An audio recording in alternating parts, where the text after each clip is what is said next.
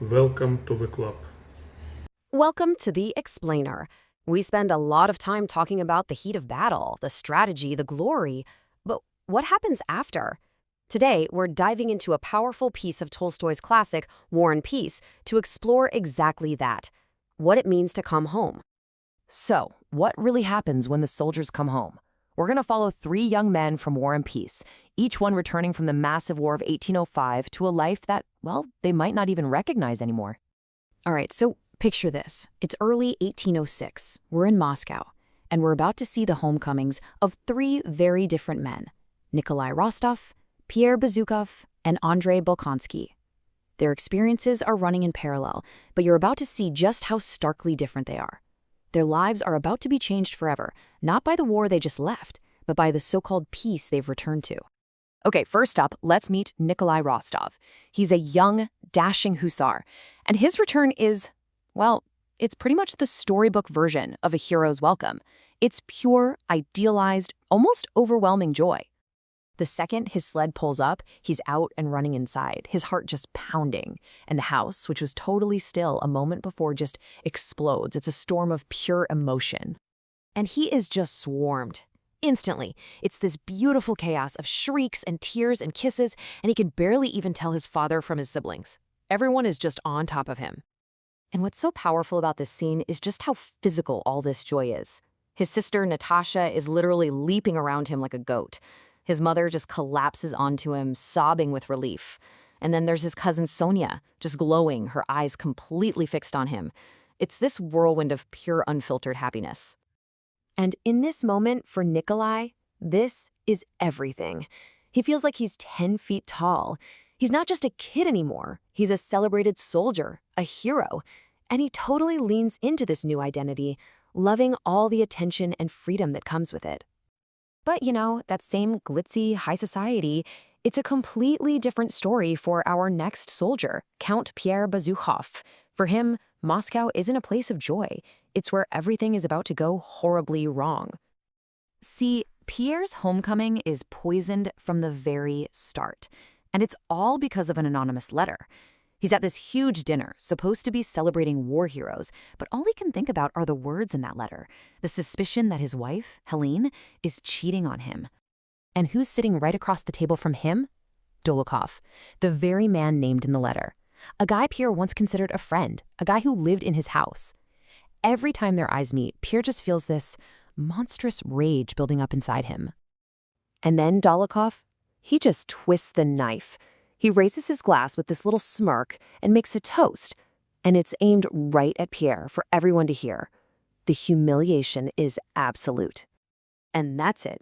Pierre just snaps. He challenges Dolokhov to a duel right then and there.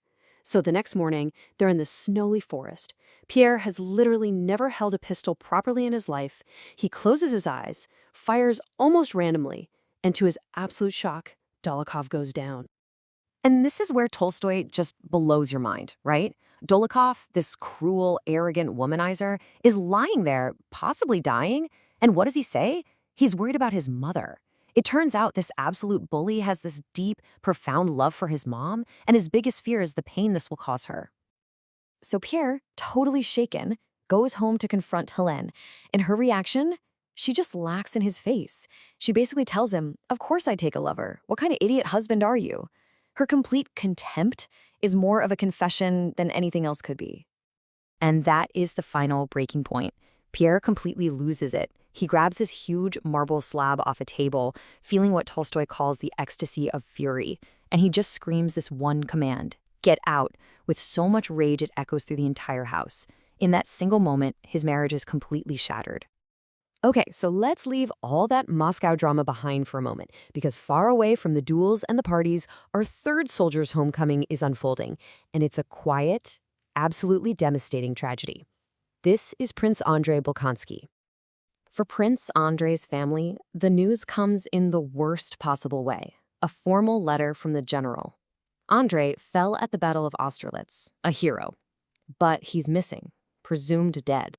And everyone deals with it differently. His father, ever the stoic, immediately starts making plans for a monument in his son's honor. His deeply religious sister, Maria, just prays, clinging to any shred of hope. And all this time, they have to hide this horrible news from Andrei's pregnant wife, Lise, who could give birth any day. So you have this whole house just holding its breath on this snowy night. The only sounds are the howling wind and the cries of pain from Lisa's room as she goes into labor. The tension is just unbearable. And then, a sound, a carriage crunching through the snow. And out steps Prince Andrei. He's pale, he's thin, he is profoundly changed. But he's alive. It's a literal miracle. He has come back from the dead. But this incredible, miraculous moment, it collides head-on with an unthinkable tragedy. Andrei rushes to his wife's side, but he's too late. Lise dies, giving birth to their son. And her lifeless face, as Andrei looks at it, seems to hold this silent question. What have you done to me? His homecoming isn't a reunion. It's a final, gut-wrenching farewell. So there you have it. 3 soldiers, all returned from the same war. But for each of them, peace has turned out to be its own kind of battlefield, and their worlds have been completely turned upside down. You've got Nikolai, who's basically living the dream, launched into Moscow society as a celebrated hero. Then you have Pierre, whose entire world has just imploded, leaving him disillusioned and alone. And finally, Andrei, a new father, but also a grieving widower, now saddled with a weight of guilt that he'll probably never escape.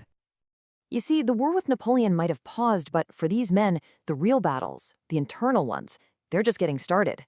These homecomings show us that sometimes the deepest wounds aren't the ones you get on the battlefield, they're the ones you get in the quiet moments after. For these 3 men, returning to peace is anything but peaceful, which really makes you wonder, which battles are ever truly over?